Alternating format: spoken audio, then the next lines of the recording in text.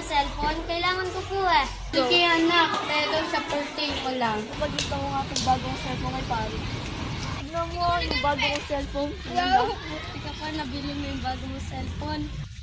Oh, may bagong cellphone na pala si Aaron. So, sige, punta mo na kay Kisha.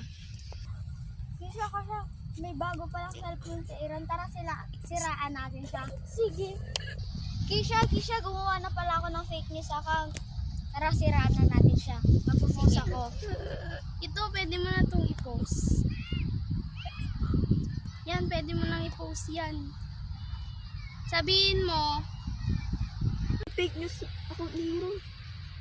Uy, Aaron, tignan mo. Ano ito yan? Share mo. ay hindi ako yan. Sino? Tara, hanapin natin. Paano kaya natin mahanap kung nagkakalat ng fake news? Kisha, may alam mo ba kung sino gumagamit sa account ko na to? Eto. Sabihin nga, hindi ako yung nag-ano dyan.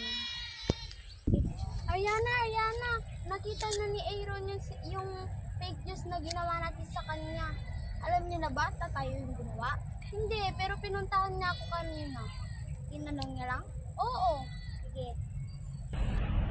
Kisha, tara mag-post tayo ulit ng fake news kay Aaron. Sige.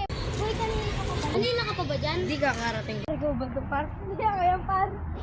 Ayun. Para sila Ariana yung gumagamit sa... Aaron, sorry. Kami talaga yung gumagamit din sa account mo. Oo nga, pasensya na. lang, basta huwag mo nang ulitin.